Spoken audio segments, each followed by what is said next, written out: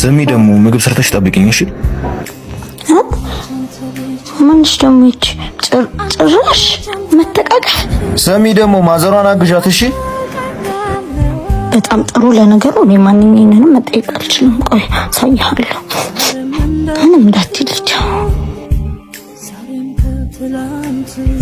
እንዴት ነህ? ምን ነው ምን ነው መኮረፉ ነው? ኡፍ ታውን በእናትህ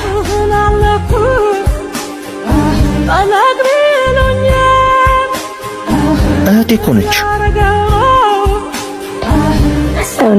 እውነት ወይኔ የግዴሽ ቅርጣት። እሺ በቃ ይደደዛ ያደናቅፈሽ ያደናቅፈሽ። ፍቅር አለን የሚያነሳ